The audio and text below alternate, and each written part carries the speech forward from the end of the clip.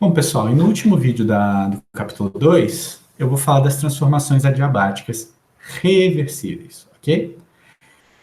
A gente tem uma figura aqui, essa linha roxa representa uma linha de um processo adiabático, tá? E eu vou fazer uma transformação, né? O meu estado inicial é TI, VI, meu estado final é TF, VF, e eu vou caminhar sobre essa linha porque eu vou ter um processo adiabático reversível, tá? Então, a minha transformação real, o meu processo, melhor dizendo, é a saída desse ponto, caminhando por essa linha, tá? Chegando no meu estado final. E a pergunta que eu faço é: qual será o trabalho realizado nessa transformação? Ou seja, qual vai ser esse trabalho adiabático? Como é que eu calculo esse trabalho no processo adiabático reversível, tá? A princípio, como eu falei, o trabalho ele não é uma função de estado. Então eu não posso pegar aquelas fórmulas anteriores de um processo isotérmico reversível ou de um processo irreversível para fazer esse cálculo, tá? Ou melhor, de um processo isotérmico irreversível para fazer esse cálculo. Aquelas fórmulas que a gente viu não servem para esse caso. A gente precisa fazer uso de uma variável termodinâmica, uma função de estado, que só vai depender do meu estado inicial e do meu estado final, tá? Então, deixa eu passar aqui. O que a gente vai fazer é lembrar que o ΔU ele é a soma do calor adicionado ao sistema mais o trabalho adicionado ao sistema. Do meu processo, né, TI, VI, para TF, VF, certo? Meu processo é adiabático reversível, ou seja, o meu Q é nulo. Então, se eu calcular o ΔU dessa transformação desse estado inicial para esse estado final, eu consigo encontrar essa fórmula para o trabalho adiabático. Okay? Deixa eu tirar essas anotações aqui. E como é que eu posso calcular esse ΔU? Eu vou dividir no processo em dois caminhos. Como o ΔU é função de estado, eu posso escolher o caminho que eu quiser para calcular. Tá? Então, eu vou seguir nessa linha verde. Num primeiro momento, eu vou ter um processo isotérmico, certo? Se ele é isotérmico, vamos assumir que a gente está trabalhando com gás ideal. Então, nesse caso aqui, o ΔU vale zero, porque nessa etapa 1, tá? Esse processo 1 aqui. Deixa eu botar um umzinho aqui só para indicar isso. O meu ΔU nesse processo 1 vale zero porque estou pensando num gás ideal e o processo é isotérmico. Não mudei a temperatura, não mudei a energia interna. Ok? O meu volume aqui variou de VI para VF, mas como meu volume não vai afetar a energia interna de um gás ideal, então não me importo. Não há dificuldade de encontrar aqui essa contribuição do ΔU porque ela é nula. Ok? Agora eu tenho que chegar no meu estado final. Estou no meu estado hipotético intermediário. Ok? E aí eu vou seguir, né, isocoricamente, variando a temperatura de TI para TF. Nesse processo, o meu ΔU, nesse processo 2, ele é o CV TF menos TI. Ok? O meu ΔU total do processo adiabático reversível vai ser a soma do ΔU do processo 1 mais ΔU do processo 2, tá? Ou seja, esse ΔU vai ser CV TF menos TI. Perfeito? Como o meu processo é adiabático reversível, o meu Q vale zero, opa, certo? Então, o calor vale zero, eu tenho aqui o trabalho adiabático, que neste caso, como a gente provou, pode ser calculado como CV TF menos TI. Ok? E é o que eu explico aqui. certo? Bom, isso é para a gente entender esse cálculo do trabalho adiabático. A grande questão é como é que a gente calcula esse estado final, se eu digo que meu processo foi uma transformação adiabática, tá? E para isso a gente vai pensar na trajetória do processo adiabático.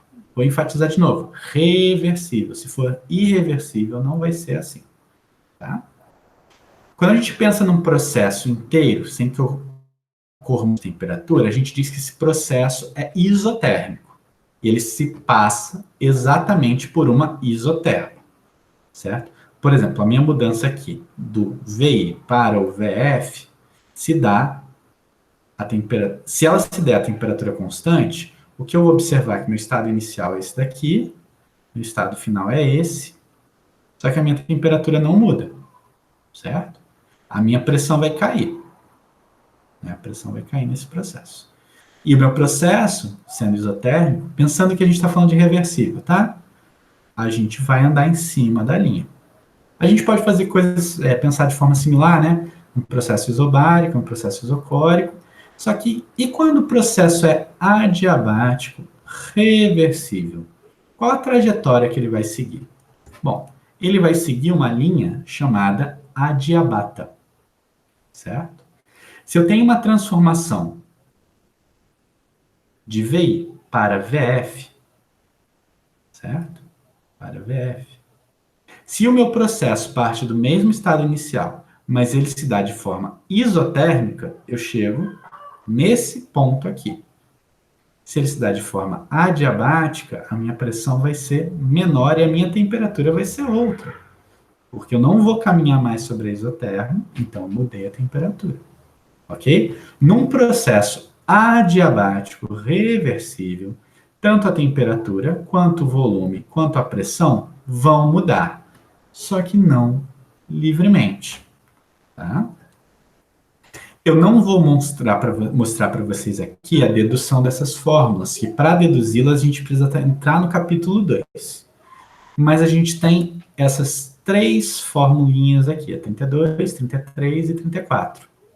A gente define gama como a razão da capacidade calorífica a pressão constante sobre a capacidade calorífica a volume constante. E aí a equação 32 está dizendo, ó, que a minha pressão inicial vezes o meu volume inicial elevado a esse gama, é só o volume que está elevado, é igual a pressão final vezes o volume final também elevado a gama.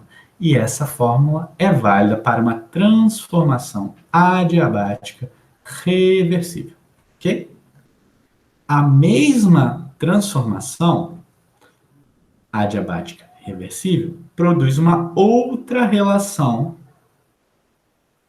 né, no caso aqui da temperatura com o volume.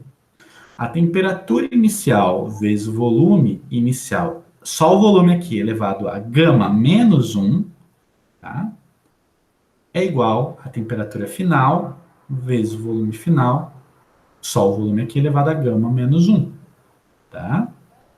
Gama menos 1, no fundo, ele é R sobre o CV molar, ou NR sobre o CV. Tá? Vamos mostrar isso aqui rapidinho. Gama, certo? Ele é CP sobre CV. Se a gente pega gama menos 1, a gente tem CP sobre CV menos 1. Ou seja, CP menos CV, tudo isso dividido por CV. Agora, CP menos CV, para um gás ideal, é R. Ok? A gente, na verdade, é MR. Pensando em termos molares, R sobre CV molar. Tá? Essa é a demonstração de que esse gama menos 1 equivale a R sobre CV molar. Tá? Uma terceira relação é a da temperatura com a pressão. A temperatura inicial vezes a pressão inicial, sendo essa pressão elevada a 1 menos gama sobre gama, é igual à temperatura final vezes a pressão final, essa pressão elevada a 1 menos gama sobre gama. tá? E essa coisa que está entre parênteses, ela é igual a menos R sobre Cp molar. Tá? Ah, professor, qual das três fórmulas que eu uso no meu problema? Olha, tanto faz, depende das informações que você tem. Eu acho a 32 a mais fácil. Eu evitaria usar a 34, porque a tendência é se enrolar na hora de fazer a conta. Mas vamos lembrar que a gente vai montar nossas tabelinhas nos exercícios. Vai ficar claro quando a gente vai fazendo exercício, pessoal. A gente vai ter a temperatura, a pressão, o volume e o número de mols. A gente vai conhecer os números de mols, certo? E aí a gente vai saber o estado inicial, por exemplo. Eu estou botando pontinho para indicar o que a gente sabe, tá?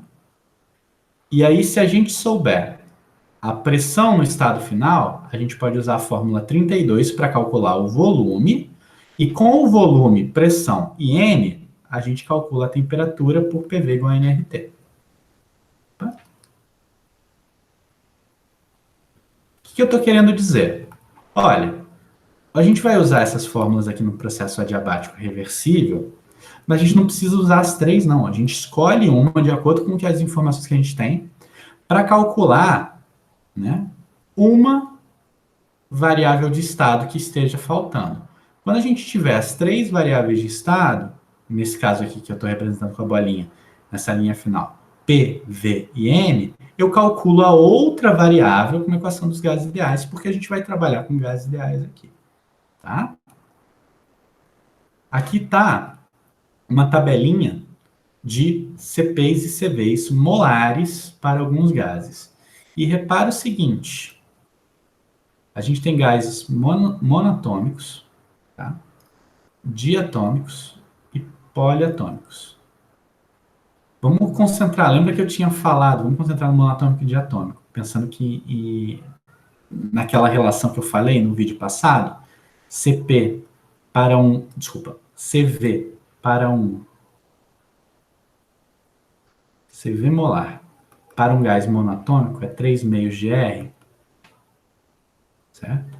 Se você pegar R em joule por mol Kelvin e multiplicar, né, por 3 e dividir por 2, ele vai dar em torno de 12,7. Então, ó, tá tudo aqui próximo. Certo? Mas mais do que isso, né, para monoatômico,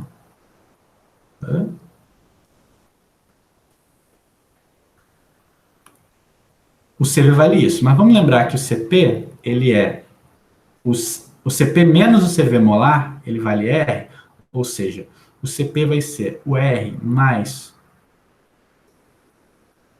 o CP molar vai ser R mais o CV molar.